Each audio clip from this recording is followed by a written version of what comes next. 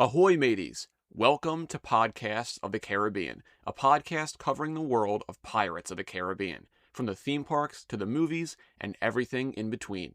My name is Justin Helmer, and I will be your host on this voyage through the Caribbean. It'd be too late to alter course now, mateys. Hello, and welcome back to Podcast of the Caribbean. This is a very special bonus episode today, as I got the chance to talk with the amazing David Venghaus. He is a first assistant director and producer and has worked on a plethora of movies over the years, ranging from Forrest Gump to Spider-Man No Way Home to Jungle Cruise, Haunted Mansion, and many, many more. But Dave also worked on Pirates of the Caribbean, and he was the first assistant director on both Pirates of the Caribbean Dead Man's Chest and Pirates of the Caribbean At World's End. We had a fantastic time talking about the production of the films, and I really cannot thank Dave enough for his kindness and for his time. In this interview, you'll get to hear how Dave got his start in the film industry and how that led him to being brought on to Pirates of the Caribbean. He shared so many fun stories with me, and I really had such a fantastic time talking to him.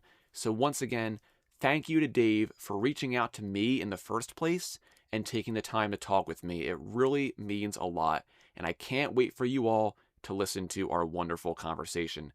So let's jump right into it. Here is my interview with the one and only David Venghaus.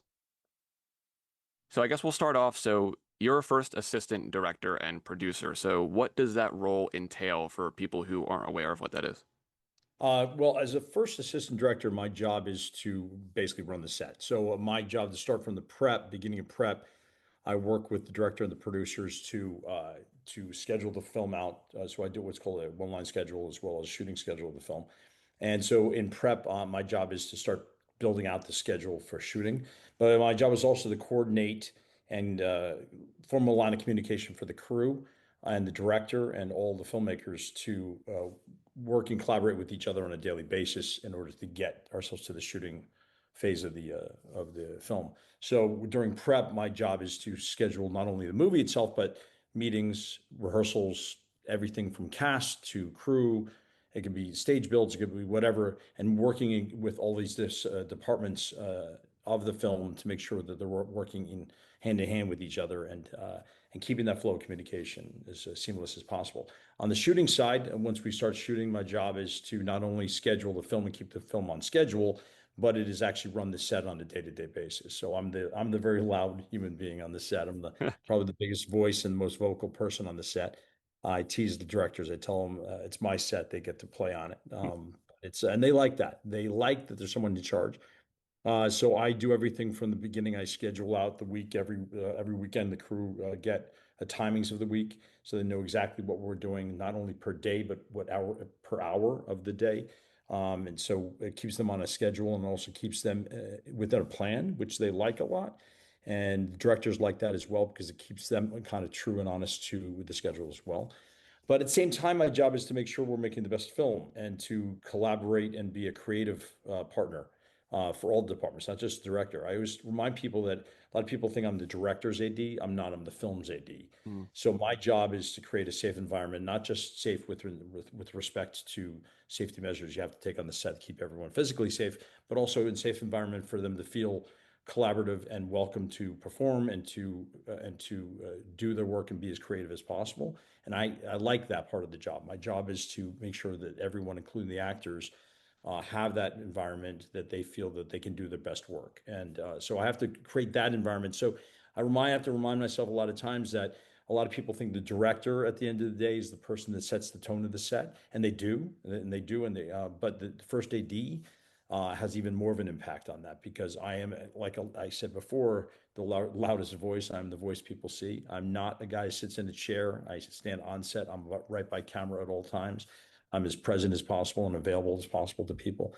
And so that's primarily what my job is as a first AD. As a producer, I work in conjunction with line producers and to make sure that we are staying within the budget, of course, and working again on a creative level with the directors and all the department heads. Gotcha, gotcha. So I guess we'll go back first. And so, what got you interested in going into the film industry at the beginning? Well, I went to school upstate New York. I've been in the business for quite some time. So I went to school from 83 to 87. I went to a state school. I could not afford film school. I wanted to. I knew I always wanted to get into film. It was a love and a passion of mine from a very young age. My grandfather kind of instilled it in me when I was younger, and I loved it. And I never thought I'd pursue it as a career. I always thought it was kind of a pipe dream. Mhm. But I got into school, and the school unfortunately was not one that had a great film program or television program. They had the typical film 101 and television 101. They had the film appreciation, and so basic kind of minor classes within. It was a liberal arts school, upstate New York called Oneonta. And so while I was there, I worked with both professors, Professor Jensen, who was the film professor, and Professor Zahore, who was our television professor. And I took all their classes immediately within the first couple of semesters. I was like, "What else you have?" And they're like, "Nothing. You cleaned us out." So I created a independent study. I couldn't transfer. I didn't have the money at the time or to transfer to a proper film school in New York or LA.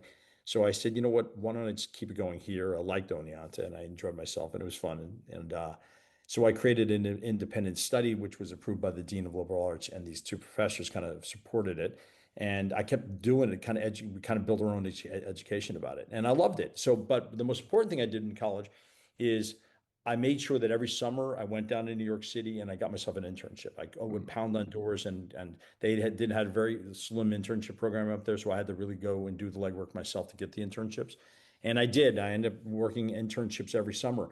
For CBS News one summer, I worked for NBC one summer, I worked for a photographer one summer. I did whatever I could to stay relevant within the industry and get as much experience as I could that was a value to building a resume towards getting out of school. So once I got out of school, I suddenly had a resume and I was looking for a job and I sent back then there was no internet, that's old. It was you really had to you had to research there was this book called the Ross Television Reports, and I figured, okay, TV will be the easiest thing to do. Very long story short, sent a lot of resumes out. Got my first job on the Cosby Show in New York. So I was a PA on the Cosby Show back in '87 and '88. And in between these two seasons, I was able to get on a film set called Lean on Me, the Morgan Freeman film, where he was a principal in a school in New Jersey, directed by the late great John Avildsen, who directed Rocky and the Karate Kid movies back in the 80s. He was 70s and 80s. So he was an Oscar winner directing a director for Rocky, the first Rocky. And I worked for him. And then after that, I knew I wanted to get in the films. And then I just started PAing. I became production assistant and started PAing on films in New York, working for some of the greatest ADs and directors in the world. I became the mob movie guy. I worked on a lot of mob movies at the time. I was able to work for a wonderful first AD, Joe Reedy, who at the time was working for Martin Scorsese, Robert De Niro, and then I also was able to work for Coppola. And I found myself doing a lot of these New York mob movies as a PA. And then after that, I got my days as a production assistant and became an assistant director and moved out to Los Angeles after that. And moved my way up from what we call second, which is the on-set second AD, and then key second, and then first AD. Gotcha. All right, so I Yeah. guess we'll go into the Pirates of the Caribbean side now. So, Yeah. how did you first get involved with the Pirates of the Caribbean movies? I believe it or not I was wanting to make a transition to be a first AD, and I was got invited by a first AD, a gentleman named Peter Cohn, to do Pirates 2 and 3. They're going to do both movies back to back, and invited me to be his key second. And I got hired on, and I started the film as a key second. And life happened for him, and he decided very early on in the process that he did not want to stay on the film. I think he saw the writing on the wall, how long it was going to be. And he left the film, and they upgraded me from key second to first AD. So Pirates of the Caribbean 2 and 3, believe it or not, were my first AD job. So most people Wow. tiptoe their way into first ADing. I know dove head first into the boiling hot water that is the Caribbean. So that's how I did it. I was very blessed and lucky to have Gore really entrust me to do that. I know it was a struggle for him. And I won't lie to you because Mhm. I was a new first AD.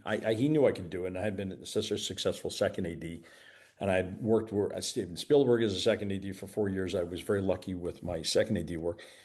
So I think he was more concerned about filling that job, how I was going to get my everything in my brain as a second AD into someone else's head in order to make that transition.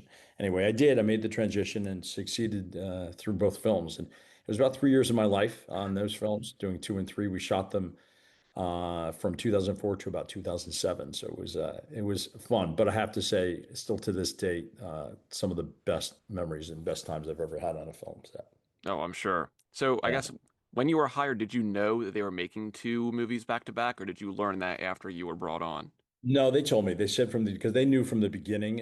A lot had to do at the time where there was going to be a continuing storyline between the two films, and it was going to be the third one was going to be the punctuation to Gore Verbinski's time with Pirates of the Caribbean. Mm. So and I think the biggest reason, honestly, we did them back to back is just cast availability. Be able to get this kind of cast at that size back again, within a very short period of time was going to be very difficult. So because of scheduling, I think they all just realized you got to do them back to back. And so we got both. Well, we started, believe it or not, when we started the job, we had a rough treatment for two and a really rough treatment for three, and said, "Here, schedule this." We're like, "What? What?" So, excuse me. So we did know from the beginning we're doing both back to back. So but again, it was like making one gigantic movie. You've seen both Mhm. movies, so Yeah, there were very continuous storylines between with the Davy Jones storyline of it all. yeah. And so I guess you said so you knew Peter before you got brought onto Pirates, right? I Peter had Cohn. none. No, Oh, Peter Cohn invited me to do it. I had not worked with Peter before oh, that. gotcha. He had done Peter Pirates One. Mm, So I've heard of him, and he's an amazing AD. And so I did not know him. He called me up and from reputation asked me if I wanted to come work with him. gotcha. Okay, cool. Yeah. So I guess how was the process of working with someone like Gore Verbinski? I mean, probably my favorite director, honestly, in my personal opinion, but how was the experience working with him? Gore is to date probably one of the greatest directors uh, that I've worked with, and in my opinion, one of the greatest directors. He is so creative. He's so smart. Gore is literally the smartest person on the set. Gore is can be tough. He can be tough, rightfully so. And to be honest with you, it was kind of the perfect first AD job for me, simply because he really, just would not. He just made sure he was going to whip me into shape and make sure that I left that in those films as a tough assistant director, but someone going to handle something like that, and I did. But with Gore, Gore is unbelievably collaborative. But at the same time, he's very decisive. He'll listen to people, but at the end of the day, he's the final decision maker. But he's also as dirty as everyone else is at the end of the day. He's not the guy just to sit in a protected tent and sip cappuccinos throughout the day. He's not at all. If we need something moved, he will be right next to you, lifting something and moving it. He is so on top of it. He knows everyone, and he's hard on everyone. And he's hard on himself, but which I loved a lot. My favorite thing with Gore is in the prep of it all, he's very visual. He does a lot of storyboards, a lot of previs at the time. There were more storyboards, I think, the previs at the time. There's definitely some previs for certain sequences. But he's very visual in figuring a lot of these big sequences out because there were obviously quite a number of large sequences. But he's involved in everything. I remember from the very beginning of prep, one of the biggest challenges we had to build our pirate ships, and we had a bunch of them. We had to build out the Black Pearl pirates, and we had to build out the Davy Jones pirates, and we had to build out the Empress pirates, the Chinese pirates for Chang Fat's character. Mhm. We had to build, and we had this massive casting call, and some were going to be background actors, some were going to be day player types. But they had to be with us all the time. We had to bring them out because we shot primarily out in the Caribbean of these Mm, movies. We shot in Dominica, St. Vincent, and then the Bahamas. We built a tank and we shot all the water work in the Bahamas. So we did a lot of the Caribbean, and then we moved to Los Angeles for a lot of Pirates 3, especially for the stage work, the whirlpool at the end and everything, yeah. the Maelstrom. And then we shot some other places as well. But primarily, the film was shot actually on location in the Caribbean, two different islands in the Bahamas, and the Exumas as well. By the way, the big white sound spit scenes with the big Yeah. wheel, the fight. The but he also, one thing about Gore, he loved doing everything practically. And what I Hmm. loved about Gore was he wanted everything to be push the practical envelope as far as you can, and then let visual effects take over. Don't don't create a world that's going to be visual. He wanted to be on location. I remember my favorite when we were prepping it, the big wheel, the Mm, water wheel they're doing a sword fight on. Jack Sparrow, Jack Davenport's character, and Will Turner yep. have fighting on a wheel, and Jack Sparrow's stuck in the wheel, and I'm scheduling this, and I'm putting a lot of blue screen. Figure out it's got to be a blue screen, right? And Gore's like, "What's blue screen stuff?" And I'm like, "Well, I assume this. How else do you do it?" He goes, "We're going to bring a big wheel out to Dominica, and we're going to shoot it for real." I'm like, "Oh, okay, why wouldn't we?" And we did. We shot it. There was like one blue screen shot in that entire sequence. We shot practically on location with cables and a wheel that really rolled on a track. It was just, but that's Gore. He wanted all the water work. We shot on water. We put those boats. Mhm. The Black Pearl was a proper boat you can motor through the water. The Flying Dutchman was a ship that was on a barge that we tugged around. The Empress was on a barge. I forget the British ship was on as well. That was on a barge. So and then when we got Pirates 3, when we got into a lot more of these like ship flipping over, and of course the big maelstrom, we started moving ourselves to blue screen and stage. But primarily, everything was shot on location. The Cannibal Island, we shot up on this gigantic mountain on the island of Dominica, and that whole thing was practically built, and all those gags were practically done on the island. So Gore loved pushing that practical envelope as far as possible, and that's what I love about him and love working with him. Oh yeah, exactly. That's what I love about him too. I love how practical he makes almost everything. I mean, I can just imagine like someone saying, "Hey, we're gonna do a fight with three people strapped into a wheel and send it crashing down a hill," and be like, "Okay, cool. Well, we're gonna get that Yeah. done." So, Yep. but so you were involved in the pre-production of the movies. So what was that kind of process like when you were getting everything ready for a shooting? It was hard. It was hard simply because you're dealing with the first levels of the pre-production. We didn't get scripts till much later. We really did three. We didn't even get a full script until we were started to shoot two. Mm, So we were constantly in this mode of trying to keep up. And again, reminder that in most of the prep, I was the key second. But what I loved about it was the first AD. I did a lot of it I did all the computer work. I did it one. So I really, my brain was so ingrained in as I knew everything. And I was kind of a weird key second where you can ask me any question about anything, and I never carried any papers on me, nothing. I just would be able to spout out when we were shooting it, who was on it, blah, blah, for the all. And Gore would test me. We'd be walking down the hallways. It's Vegas. What are we shooting? Da da da. What scene number is that? And who's in it? And I just rattle off the answer. And like, that's so cool. He was like, get so excited about it. And I'm like, that's my job. So I already had the whole thing in my head, and Peter was so good at making sure that I was included in everything. So I had a really running start to become the first AD in those films because I was allowed to be in meetings. And some first ADs don't; they're a bit protective of their jobs, and key seconds are kind of follow up folks. I was mhm. not. Peter was always very collaborative and very kind to include me in everything from the beginning, so it gave me a big leg up. But prep was tough because there were a lot of we had to schedule these two movies out back to back. And then we had to figure out the casting, actors' availability and everything. And some of it we had to overlap. But the biggest thing was okay, we're going to the islands. We had to make sure we didn't want to go to the islands twice. Whatever, if there was stuff from three, and for instance, of the Exhumas, we had to make sure we shot both those things and schedule both those movies for all the practical work for the first, honestly, year and a half or so in the film. So some of three was shot in the beginning as well, simply because it overlapped certain locations.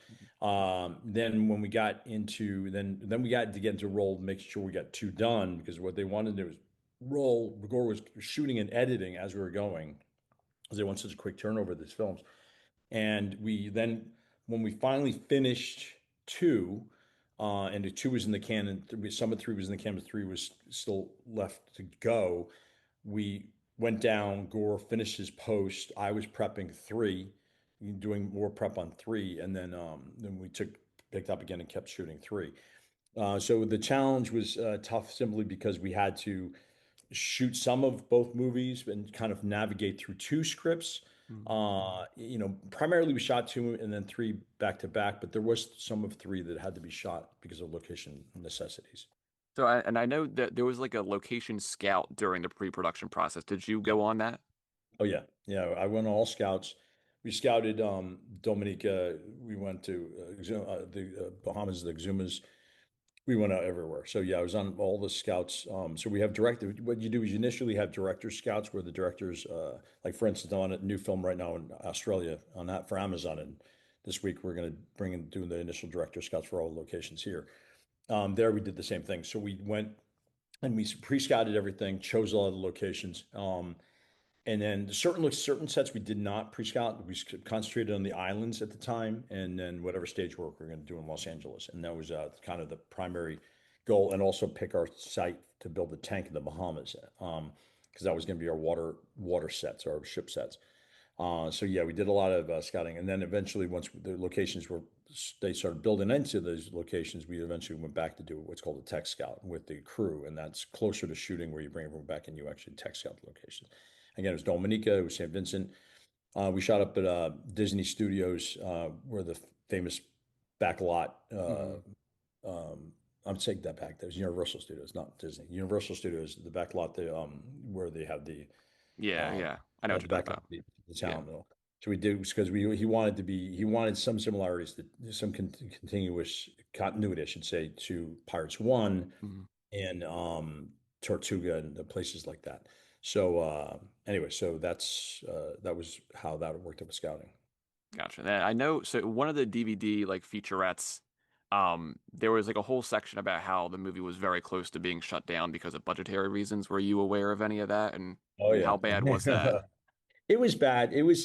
But honestly, every movie gets it. Every movie. Did Forrest Gump, Mhm. and we had the axe hanging over our head the entire time when we shot Forrest Gump. Everyone was constantly threatening to shut us down for budget reasons, et cetera, et cetera.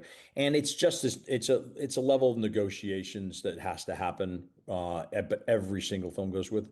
That was more of a challenge simply because the idea was by shooting two movies back to back, you'd save money Mhm. in cast deals and location deals and everything. But there were two very large movies, and the other problem was the when we started budgeting those films, they're budgeted on an idea of what the films would be because we truly had treatments, so we didn't even have scripts.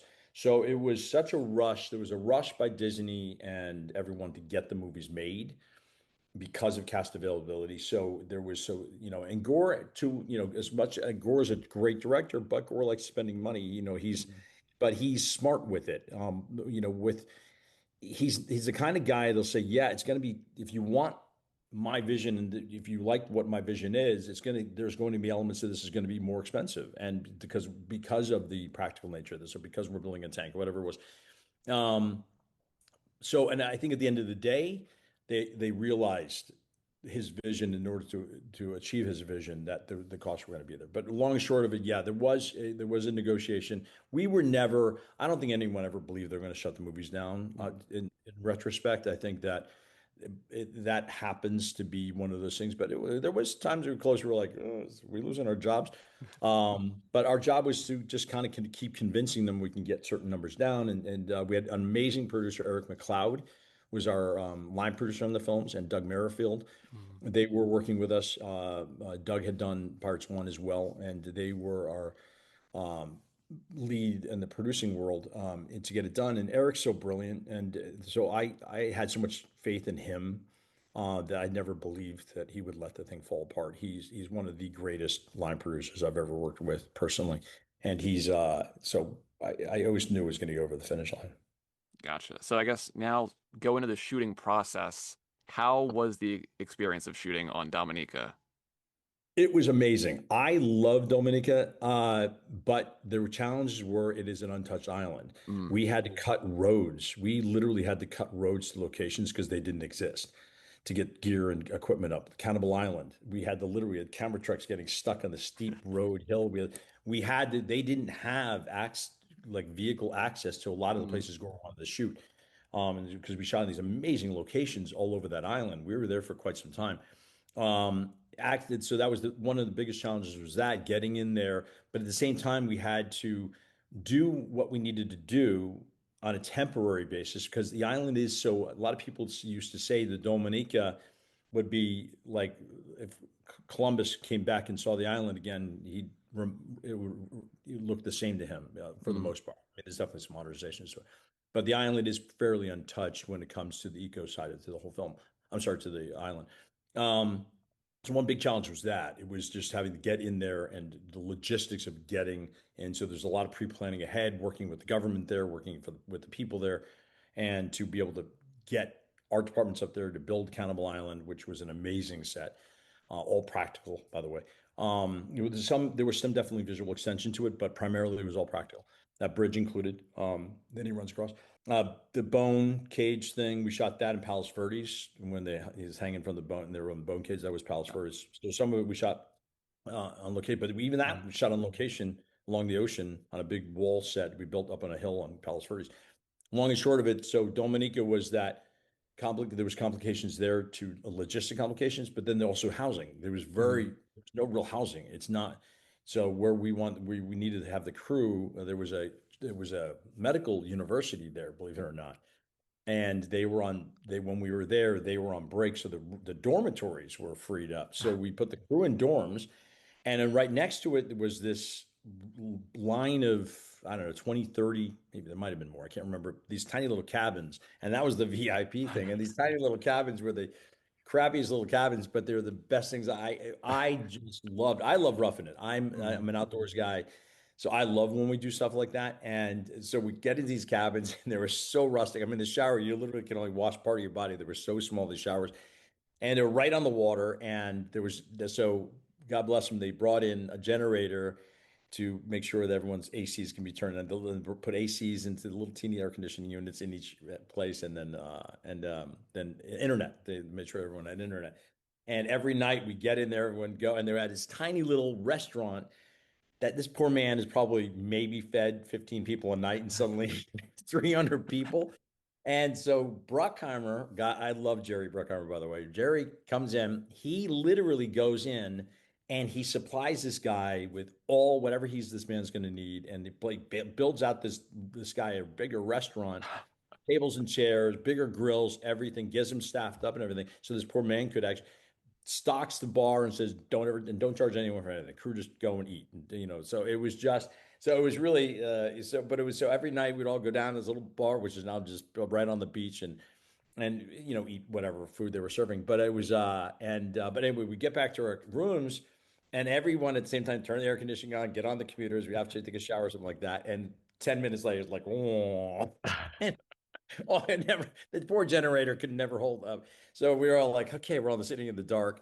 So we all we'd all just you literally walk down and go swimming anyway. So logistically getting the crew housed was tough. It was tough, but at the same time, it was probably my favorite part of all of Pirates 2 and 3 was Dominica. It was the people were amazing. Mhm. Just kind of everyone was kind of in it to be in it. You know what I mean? No one complained. Everyone kind of just laughed it off. Like, most people now, oh, this didn't work. That didn't work. It's uncomfortable. Bed's like, and no one did. Everyone's like, it is what it is. We're all here. Let's do this thing. And it was fun. So Dominic was challenging, but at the same time was probably one of my favorite experiences with both films. That's awesome. So Yeah. I guess another challenging place he shot at was in the Exumas with the Yeah. place that was underwater for half the day. How was that?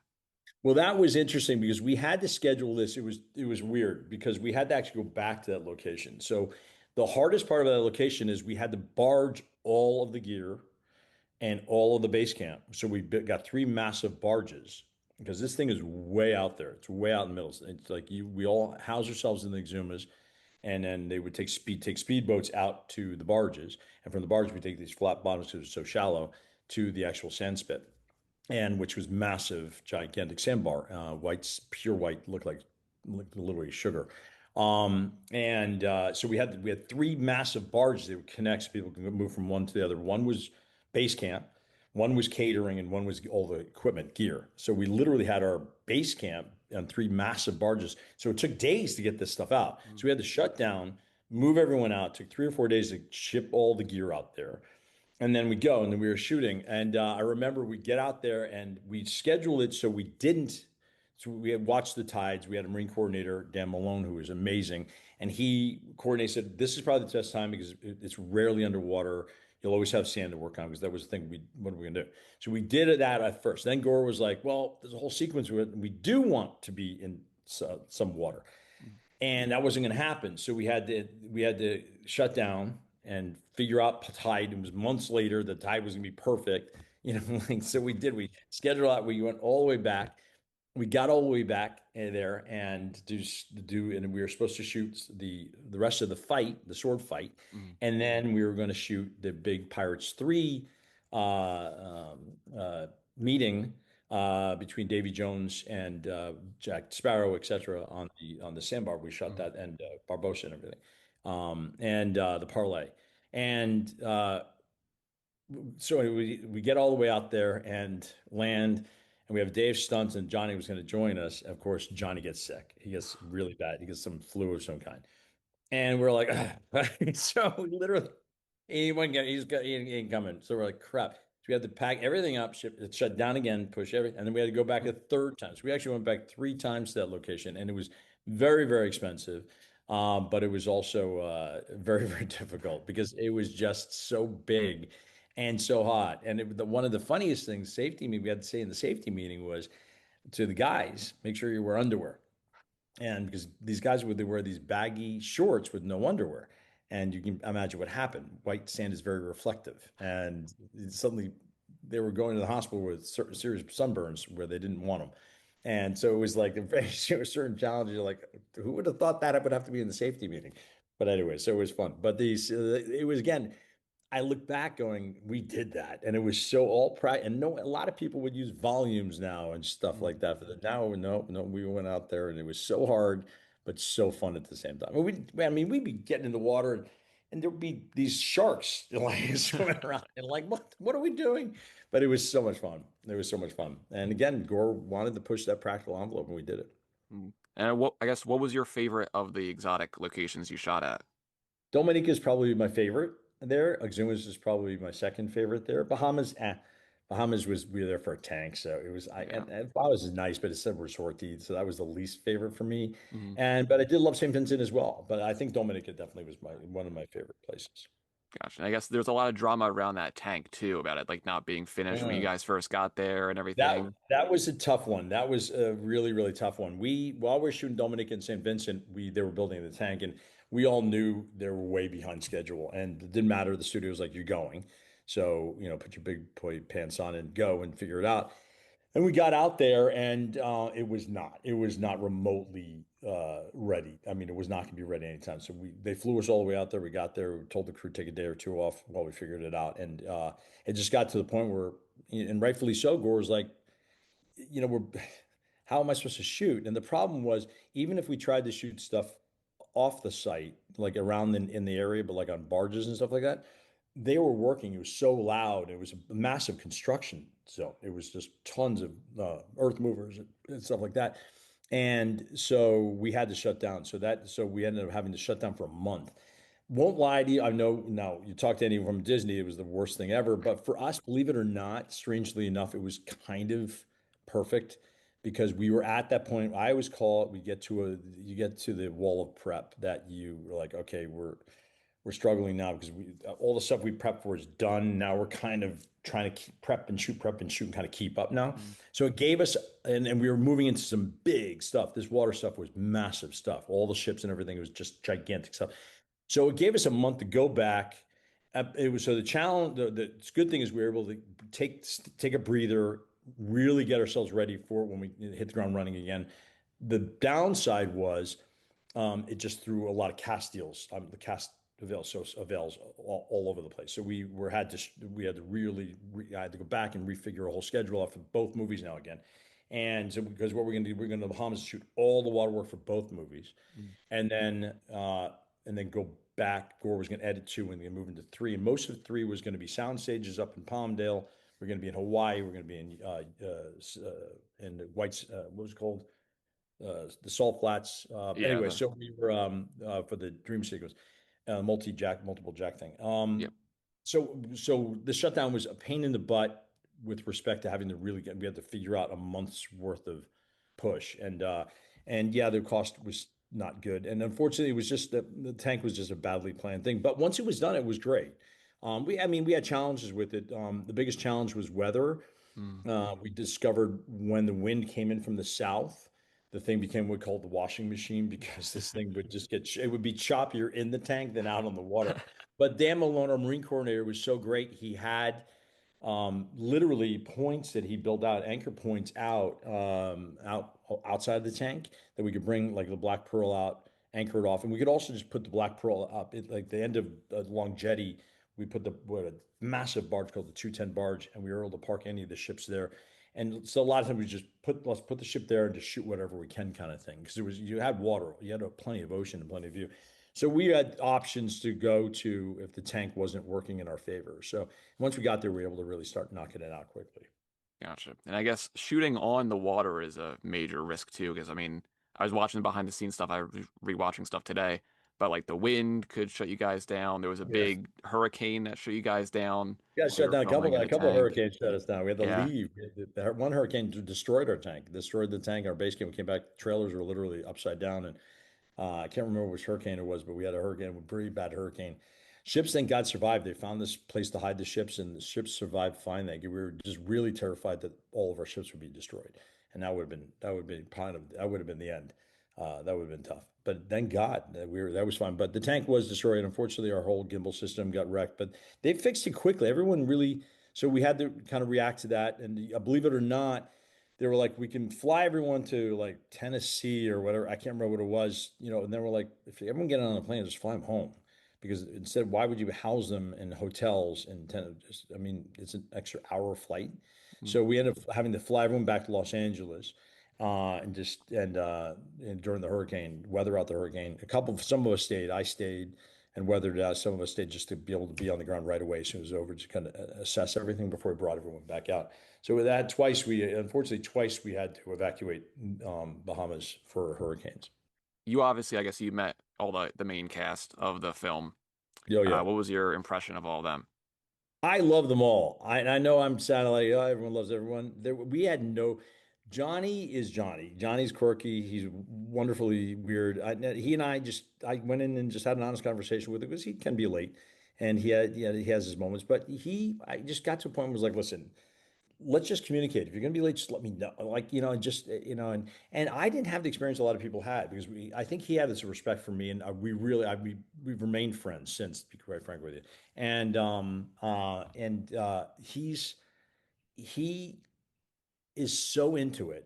It's just so much fun when he gets that costume on and he's Sparrow. It's just everything's Brother Vengas, Brother Vengas. And it was Kira. I just love Kira, and Orlando was terrific. I mean, listen, they were movie stars at the time. I got them when they were kind of at the pinnacle of their career. So was there some ego that had to be dealt with? Yeah, some at times, but overall, everyone kind of accepted and just dealt with it. And it was hard. It was two difficult movies to do. Bill Nye. I remember Bill Nye. He was apparently didn't understand when he was communicated about being a digital character, basically a motion capture. And his face when he came out of makeup and Stellan Skarsgård comes out full makeup, gorgeous costume. He's like, look at this. And he had been talking to Stellan and said, oh no, there's no motion cap. If they really make costumes and makeup, wait do you see? I can't wait to see what yours is. So Stellan had no idea. So he's talking to Stellan. Oh, this is gonna be great. He comes out, they go into makeup, they literally put dots on his face with a cap on his head. And he's like, and he go, oh, you're done. And he's like, well, when do we put it? Like, no, that happens later. And he didn't, still wasn't like later. I'm like, okay. And he left. So I got a call saying, Dave, can you come see Bill? Nine's first day he works. And I'm like, sure. And I go out to his trailer and he's standing there holding this gray motion capture suit. And he goes, why did they put pajamas in? And I was like, that's your costume. He's like, it's my what? And so that was a hard day because the producers, somebody's like, I want to talk to everyone. And producers and Gore and everyone, and of course, didn't anyone. So sorry, no, it's clear what it was, even though we had a million conversations with people. So he was just, so I think he was like, explain this. So we had visual effects people come in and show him, this is what you're going to look like. I don't think he got, so it was difficult for him at first. And to kind of embrace, okay, all right, this is what I'm doing. Like I got to walk around in pajamas and everyone else these glorious costumes. But we shot all of the motion capture on set, which was really wonderful. One of the biggest challenges, and no one had done that at this time, by the way. Motion capture was done in a volume somewhere else, some other time. And Gore was like, I want my actors on set together. So we shot all of motion capture, none with the tracking camera. We actually on OptiTrax and all this stuff. I did the Zemeckis motion capture films that way. So I worked in motion capture for quite some time. And so with Gore, he was like, no, I want him on set. They did triangulation. They video his video. It's basically a photo capture of everything. That's how they did their work. And to date, by the way, I still contend that Davy Jones is the best motion capture I think has ever been done. I look at what's going on now, and I get it. People win awards for Avatar and stuff like. I'm sorry, Davy Jones and those guys were the best motion capture, I mean, best I've ever seen in my life, and still to date, I think. Even you could see water, rain hitting him. It Yeah. just and it was but he so Stellan once he embraced it and then started realizing, wow, like it only takes me like 20 minutes to get ready in the morning. I don't have like 4 hour makeup times. He started realizing all the benefits of it. He just said, okay, if this is what it is, it is. And he was such an angel about it. He was great after that. And he just had fun. He's like, this is super comfortable. Like, I have no complaint. Like, I'm not hot. When we got out to the sand spit, and these guys were in these big coats and everything, and it was so hot out there. And he was like, I feel really guilty because I'm not, that's not so bad. It was really so that was wonderful. But all the cast, honestly, everyone just really just like got along and went really well together. And there was all these rumors that the actors didn't like each other, and it was we never saw any of that stuff. They really all embraced each other. Jack Davenport was amazing. Stellan Skarsgård, one of the nicest people. And I know it sounds so like cliche. Yeah, everyone's nice. You don't want to say anything bad about people. I really don't. I mean, it was one of those. I was worried. I heard Johnny was a pain in the neck before I got those movies, and he and I just got in with him and was like, let's just talk and let's figure this out so we're not fighting each other. And there was challenges at times with him, but but he was always prepared, and they embraced everything Gore wanted to do. They did, and then they had them doing some hairy stuff on those movies, and all the just by the way, all those other pirates, Kevin McNally and David, who God bless Cotton, who played Cotton, he passed away, and Marty. I'm still friends with Marty Yeah. and Lee Ehrenberg. I mean, just all of them were just great. I mean, they were so funny, and we just had such a great time. And they were just family. We really were just a gigantic family. And so I mean we've kind of already talked about it a bit, but like the production just seemed like chaos. Like was that mostly chaos or was it controlled chaos? Is controlled chaos. Gore never, one thing with Gore is you don't exist. He'll create certain chaos because he likes that thing energizes him, but there's always controlled chaos. I don't go for that. And I told her, I like, you can create some chaos and I'll embrace that because it's a creative thing about it. But there's to a point where you start fighting against yourselves. And so, at times there was some chaos, absolutely, but we never got to a point ever on that show where it was so out of control that you just couldn't handle it anymore. Uh, there were some definitely more challenging days with respect to how to manage it, simply because of the nature of where we were or what we're shooting. But it was always a controlled chaos. But Gore did like creating an element of chaos and a little kind of keep people on their toes. And I think a lot of it just was to keep everyone sharp and keep everyone not get everyone too complacent. And I think there's an element of that too. Gotcha. So I guess I do want to talk about the Maelstrom Yeah. from the end of Pirates 3. Were you present when they were filming that? How was that experience? I did all of it. I did all of it, including that. That was good. I mean, it was hard. That was if there was one hardest part of the whole sequence, it was that. We had to build both the Flying Dutchman and the Black Pearl on these massive gimbals. John Fraser was our special effects coordinator, built them. He did an amazing job. But they were massive, massive gimbals. Gore wanted both full ships, or at least the decks of the ships, on these gimbals, and the gimbals were able to basically pitch starboard and port, and then also they're able to go port to bow. I'm sorry, bow to stern, pitch up back and forth as well to have this kind of motion. The funny thing about it is this, Gore wanted all this motion, but the fact is gimbals are not gimbals.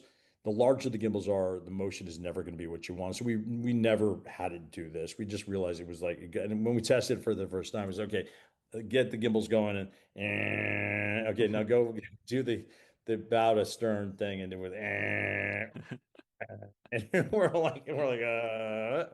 now look at the Gore. I'm like, is this what you want? He's like, can it go faster? I'm like, Gore, look at the size of these things. No. And he's like, all right, I want to go 30 degrees on the side. I'm like, all right. I said, anyone who doesn't need to be on the ship, get off the ship. I kicked everyone. I said, Gore, you're staying here. You're staying with me. And then Derek, the DP, he's like, you got to stay with. It's like, why? Is it because I want you to stand on 30 degrees and tell me we could shoot on 30 degrees? We got to 10 degrees and Gore's like, stop, stop, stop, stop. This 30 yet? They're like, no, this is 10. He's like, what? Like, and he was like, so we got to the point where it's like, all right, we 30 degrees. We certain elements of it we had to get to 30 degrees because we needed that kind of angle for interaction. But you can't shoot on 30. You can't physically stand up and shoot and do your move.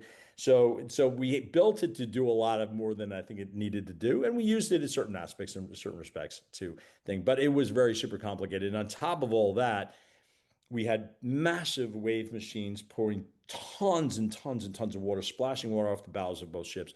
We had massive rain bars over both ships. We had both ships right next to each other because they're supposed to be chasing each other. So at all times, one ship is across from the other. So we were constantly, so we had rain on both, and we had like 7 or 8 massive jet engine wind machines, and it was just, and we would get in the wintertime, by the time we were getting to a lot of that big Mouser stuff, it was winter in LA, and we were shooting on Palmdale, and Palmdale is so cold in the morning, and we get there, it'd be like 19 degrees, and I would get up and I'd kick everyone. I say, no one go on the ships yet, and you have to drain the water. You have to let the water out to get to the water to because all that first water is just ice cold, and we just pump it out and just pour it. All the water will pour out, and then it's funny because by midday it was so hot because leave it up in Palmdale, you're going from like 19 degrees to like weird like 80 degrees. That's how quick because it was the desert. We were out in the Mm. desert.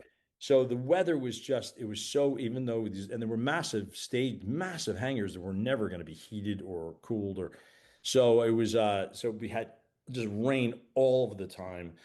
Everyone was soaking wet. All it got to the point you didn't even wear rain gear. You just put like literally shorts on, a t-shirt on, and just because you were so wet.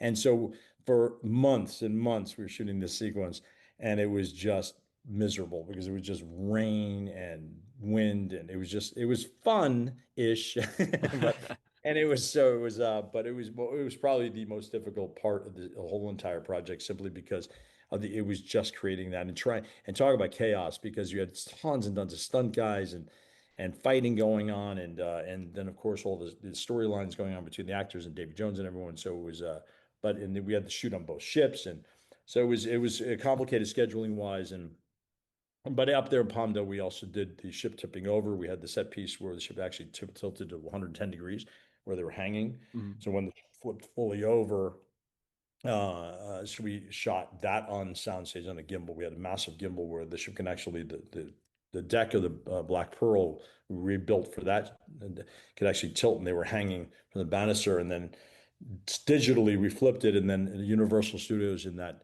lake they have out there, we put the upside down ship in the water, and we shot all the actors underwater there. Mhm.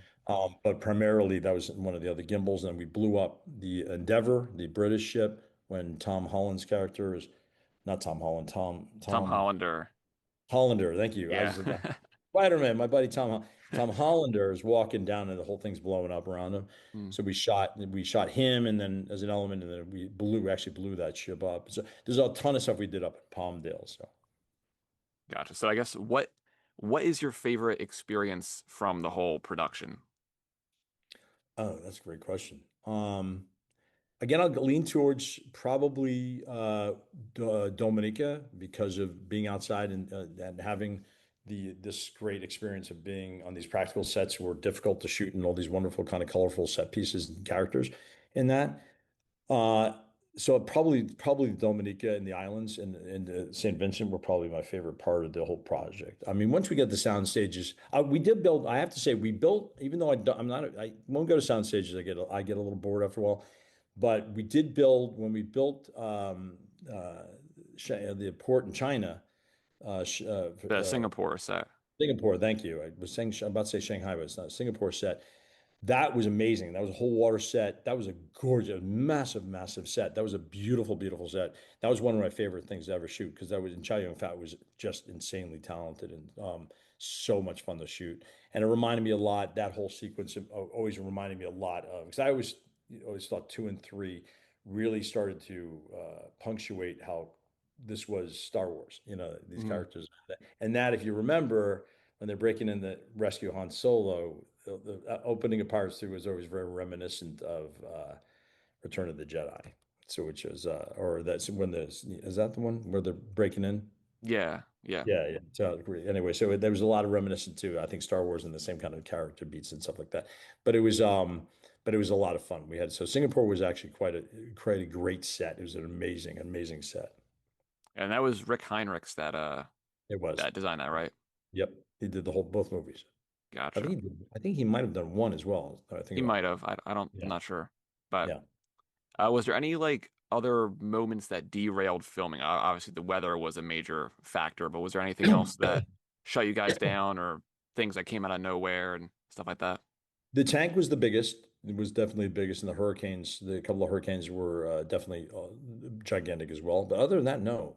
We really they were big. Those they were big, but we never really got derailed with respect to we had, I mean, moments where certain things may not have worked, and we had to come back and do it again or something like that. But no, we didn't really. We never got to a point where we did have an injury. I remember, I mean, we were very blessed on the show itself. We there was only one injury on shooting, and there's one injury in prep. There was both stunt guys, and that was terrible. We had one of Johnny's doubles. Yeah. He was doing the gag where Johnny's unwinding from the bone cage and from the Cannibal Island stuff, and the rig didn't work and pulled him and ended up injuring him quite badly. He thank God survived, but it was scary. It was very scary. And then the other was when they were doing the massive wave of water when the ship right turns back up and all the water pours back down and they all pour down onto the deck with it. Hmm. We had this massive water on, this was in the Bahamas. We had a massive water tank dump water down and we had all the stunt guys lined up along and we did the first time and it was great. And the idea was to dump the water and all the stunt guys, performers, I should say, ran into the water and then lay there and flopped around as if they came down with it. And the second, we're going to go one more time. Of course, I want to go again. It took about an hour and a half to refill the tank and get everyone back in up. So it went away. We broke for lunch. They then came back out, and one of the stunt guys, Barbossa's stunt double, forgive me, I'm forgetting his name right now. He came and said, "I think I can get in sooner." And everyone, Jerry Bruckheimer, Gore, everyone, nope, don't need it, do not need it. John Knoll, who was our visual effects, don't need it, don't need it, don't need it, just do exactly what we did. And of course, he wanted to prove himself right, and he ran in sooner than everyone else and got knocked back by the water, and he ended up cracking his skull open. And the saddest fact was it was the very last day of our Bahamas shoot, Oh, and we had gotten through this thing unscathed, no injuries. And then he's again another one who he survived, thank God.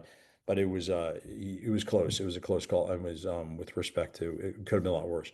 But so, and we were so proud of ourselves because we got through that. I pride myself in really keeping everyone safe. I don't, when someone's injured on a set, it crushes me because especially if there's negligence. And that was unfortunately just a really bad human call on that one. First one was unfortunate, a rig that didn't work well, but it was, we had two injuries. And unfortunately, we then had also a makeup artist, Richard Snell, unfortunately passed away in his sleep one night. So we did lose him on the show as well. He was our only, thank, thank God, but he passed by natural causes. But other than that, we were pretty much unscathed throughout the whole thing to have this show that long and really nothing go seriously wrong to a point where thank God, where people were injured. But more importantly, we were not, I should say, the most important thing is no one was injured beyond those three incidents. Uh, that nothing really shut us down. We really kind of kept going. I mean, we'd get delayed in many respects and aspects of certain things because it took longer to do certain things or gags wouldn't work or whatever. A ship, one of the biggest days that it was hard. We had both Gore wanted to take the Flying Dutchman and the Black Pearl out when they were battling, they're firing cannons at each other. They wanted to mhm. way out to sea. We take these boats out and he kept saying, "Go farther, go." And finally, I'm like, "Gore, we're going too far. We're not supposed to be tugging this thing out this far." No, I'm still seeing Landon. And the Marine Corps, I kept going, "Dan," he's like, "Oh, we can go a little farther." I'm like, let's not go too far. Of course, we get out there, and what happens is the tugs are having trouble managing this the Dutchman, and the Black Pearl completely craps out. motor dies, and we're out there and way out there and way out there. And then we ended up having to get boats, shuttles, which took about an hour round trip to come get people off. And so people out there and the water got pretty rough and the people, that was a bit of a, it was like, what? I was like, couldn't believe it. I was like, oh my God. And these poor people, we had all these stunt people and all these extras and hair and makeup people. And where people were not happy because there were a lot of vomit bags. A lot of vomit bags came out that day. So we had certain challenges. So I guess obviously the first Pirates movie was like a big success, but did you ever anticipate how successful like the rest of the franchise would become? I kind of I did we didn't know, but I kind of thought it would be simply because people really wanted to revisit this world that Gore had created. We our biggest fear was doing it better or at least as good as one and hopefully better. Hmm. I think we achieved certain aspects of it were a little better, something, because we explored, went a little farther out. Listen, one is always going to be the best. One is always going to be the best. And that's in my opinion. My opinion, the first movie was perfect in every way, shape, and form of those kind of things. I think the franchise has lost its way in the past two movies, in my opinion. The last one wasn't terrible. The fourth one I personally didn't love. Last one I think they started finding their footing a little better with the last one. I know they're trying to do another one now. I'm hoping it happens. And talking to them about that possibly. But I was supposed to. They asked me to do four, and unfortunately I wasn't available, so I had to pass on four. And then five, I was actually on five. I prepped it with the directors for a while, and then Johnny had to push a year.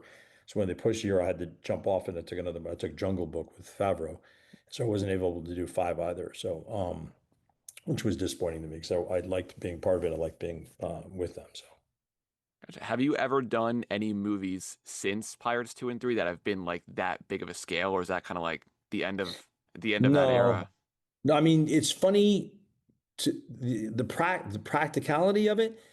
No, it was nothing that big. I mean, that Mm. was, there was practical. I did Spider-Man No Way Home, which was a gigantic, massive movie.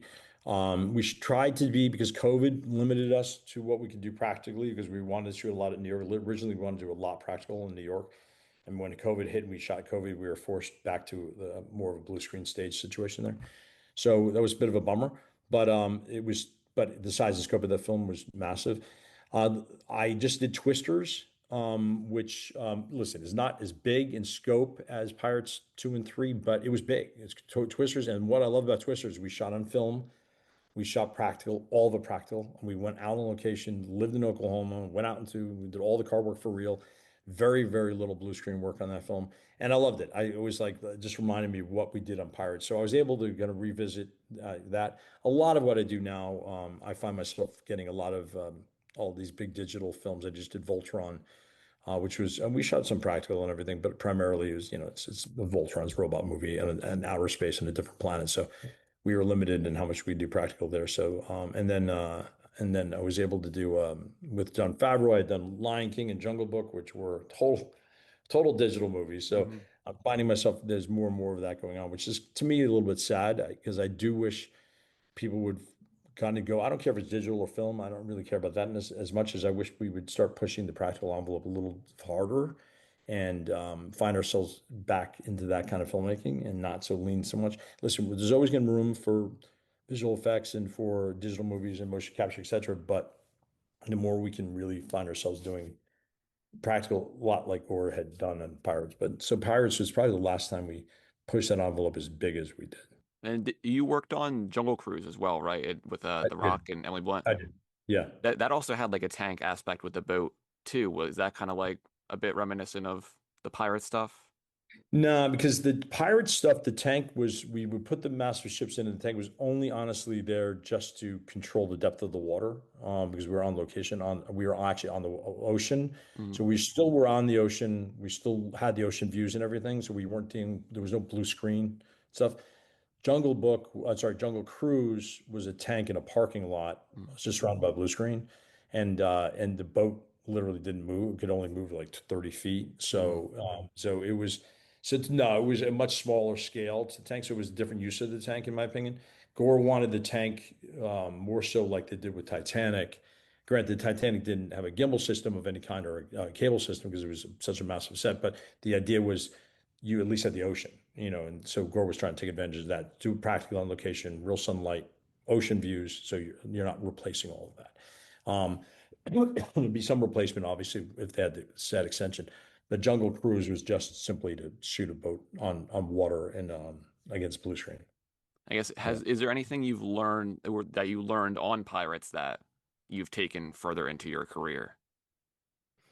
Um, well, yeah, I mean, honestly, with respect to Pirates, again, it was try to really convince people that the process is not impossible and to kind of embrace it. I think more people, because budgets are getting tighter, schedules are getting tighter. I think they just worry that the more practical you keep it, that's going to be harder to do and everything. And again, Twisters was just a great example of where you can still make movies practically and do it within a budget and everything. With Pirates, I think that also shooting on location. I mean, don't be afraid to go on location and not don't think of the volume. And I've been doing a lot of volume work too, and volume's great for certain set extensions and stuff like that, and I think it's great. But when you start trying to replace going to actual locations and and doing things in that kind of aspect, in that kind of world, and creating your world practically like that, I wish we would keep doing that. So that it helped me really get more educated on when you're moving to different locations, especially different countries, dealing with different people and everything. And I was able to take that with me a lot because I do that quite a bit now. I find myself traveling more than I do in the States at this point. So, do you keep in contact with anyone from like the Pirates movies? Like, do you keep in contact with Gore or any of the other crew members? I haven't. I mean, I've run in and worked with John Knoll. I just worked with. He was our visual effects supervisor. I just worked with him on Skeleton Crew Mhm. recently, and I also did reshoots for Mandalorian, Mando, and Grogu, for John. So I've been in touch and worked with John Knoll quite a bit after that. I have not worked with Gore since. He asked me to do Lone Ranger, and unfortunately, I was not available, so I couldn't do that with him. And then Gore hasn't really been. Unfortunately, Gore was put in movie jail. A lot of people like calling Mhm. it for quite some time. I hear he's back. I hear there's a movie Yeah, coming out. I haven't, I'm very so I have excited for not. this new movie. But I did keep in touch with him. We don't talk a lot, but we have kept in touch and just kind of reach out and see how each other's doing, stuff like that. And which I love. I haven't talked to Derek Walsky in a long time. I'd love to see him again. I think he's amazing. But primarily, there's a couple of our gaffer. His name is Rafi Sanchez. He's one of the best gaffers in the business. He does all the Pirates movies. I've worked with him numerous times. We've remained friends since. Mike Popovich, he was also, I've worked with him numerous times. So a lot of the guys I've worked with, a lot of the crew, camera guys I've worked with numerous times since. So I've run into so many people. Joel Harlow, who did the Mhm. makeup, he did all the special effects makeup. I've worked with him numerous times, just recently on Haunted Mansion a couple of years ago. So yeah, so I've worked with, but we've all run the same circle since. So a lot of us worked together since, yeah. And Jerry Gotcha. Bruckheimer I did a 12 strong with Jerry Bruckheimer, and anyways, so it's been in love with working with Jerry. So it's been blessed to keep working with him as well. Awesome. So, Yeah. Dead Man's Chest is turning 20 years old this year, which is Oh kind of hard God, to it's amazing. believe. It's But amazing to me. To me, that's like, whoa, it's terrible. what do you think is like the lasting legacy of that movie, or I guess, both movies together? Like, what do you think is the legacy that they have now? I think honestly, and again, I don't want to diminish 4 or 5, I mean, at all, but I just think it was for Dead Man's Chest and At World's End, because I kind of put them together because they are just one giant movie together. Mm, Um, where the Gore's stamp on this thing was so specific and so wonderful, and kind of and he defined Pirates of the Caribbean. And I think like I said, I feel we lost our way and once he left it. mm, There's definitely something missing that I think only Gore Verbinski was able to bring to it. So I think, and again, I love the franchise. I go to them. I'm seeing every movie. I go to them like everyone else. I love mm, watching Jack Sparrow. I love watching the characters. But it's the last time that whole group got together, and I think that it was just that to me is always going to be Pirates of the Caribbean. And I mm. think that excuse me, not having that element still together, I think is. I know they're trying to redefine it and reboot the Pirates franchise with something new. I can't speak to what it is, but uh, and I hope it's successful because I think the franchise itself is amazing. It's funny, I become the ride guy. I did Pirates of the Caribbean, which was a ride. I did Jungle Cruise, which was a ride. I did Haunted Mansion, which is a ride. So and I just did Oswald the Lucky Rabbit, and we shot in every single ride for that movie with Jon Favreau at Disneyland when we shot in Disneyland. So I've become the ride. So I think that um, this honoring of the rides is also something that one, two, and three, one and two, especially Dead Man's Chest. It's funny because in Dead Man's Chest, there were certain aspects of the ride we had to put in and Mhm. not miss. Gore's like, all right, I didn't get these in one, so I got to put them in two. So they were still trying to honor the ride Mhm. through Dead Man's Chest. And once Dead Man's Chest was done, they were like, okay, the ride is done. There's no more ties to the ride anymore. Mhm. Let's just go and keep going on our franchise or on our own and not worry about so much the ride. So there's a nostalgic thing I think that is lost also by not having the aspect of the ride to it as much.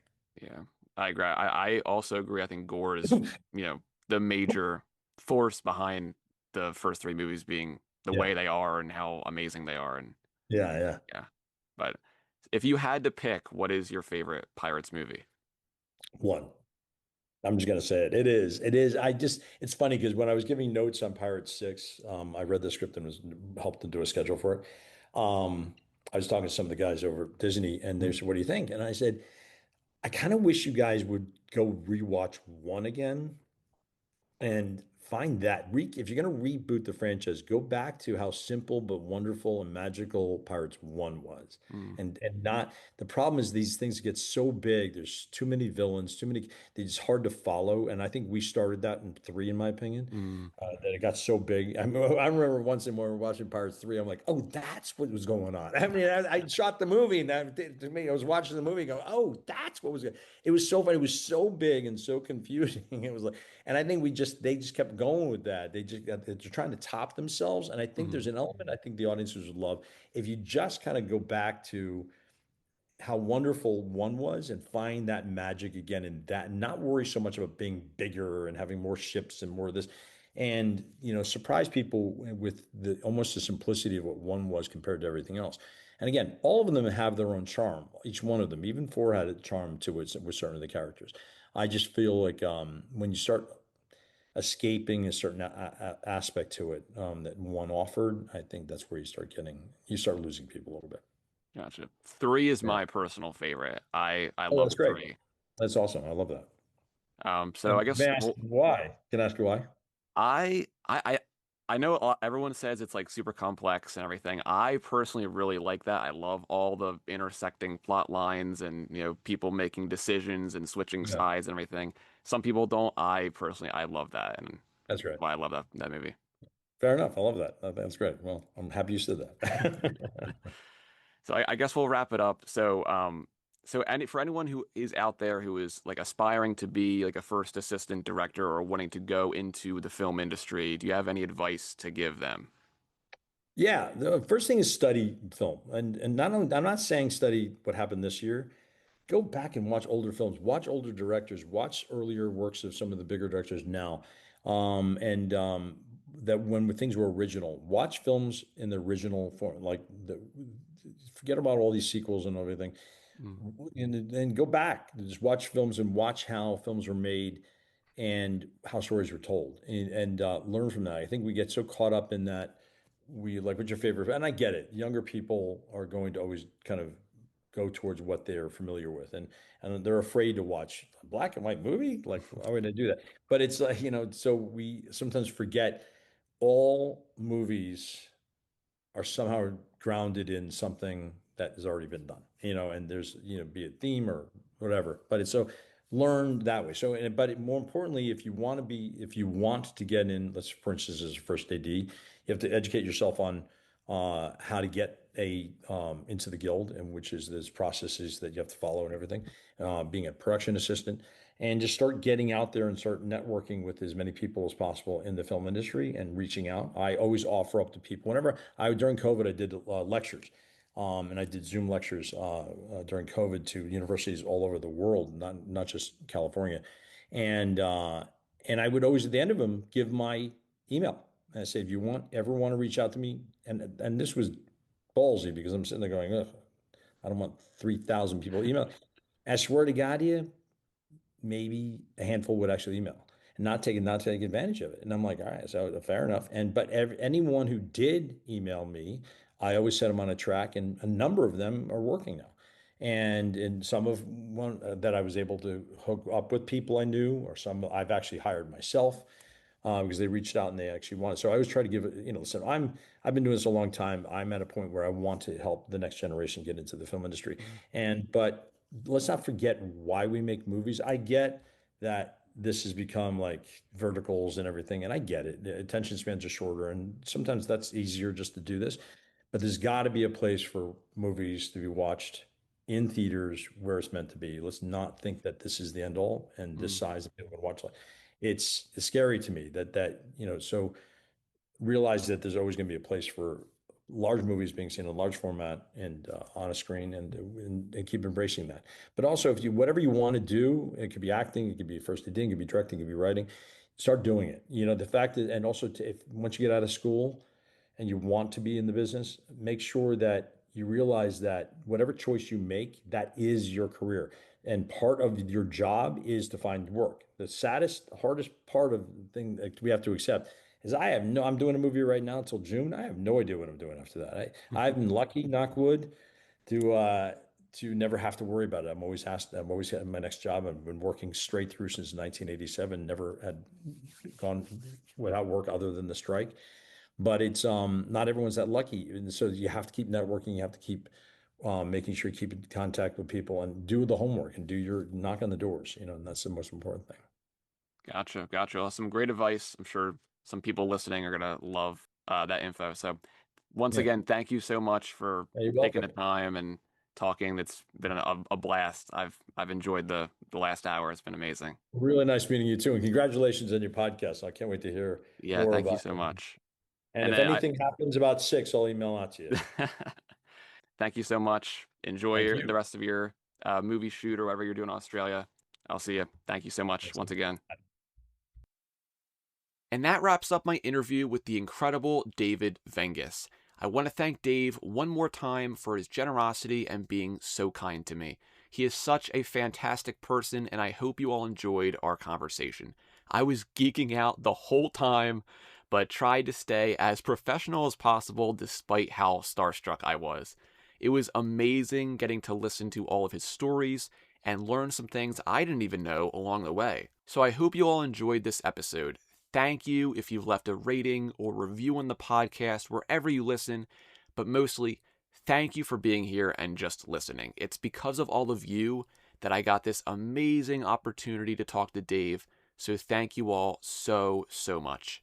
The fact that I was able to talk to someone involved with the creation of these movies, someone who is on set every day, talking with the cast, talking with the crew, talking with Gore Verbinski, that is just an incredible gift, and I will be forever grateful. Thank you all once again for listening, and I will see you next time. Take care. Podcast of the Caribbean is in no way affiliated with Disney. If you want to send me an email or a question, send it over to podcastofthecaribbean@gmail.com. You can also follow this podcast on Instagram and Threads at Podcast of the Caribbean, and over on Twitter/X and Bluesky at PodcastPOTC.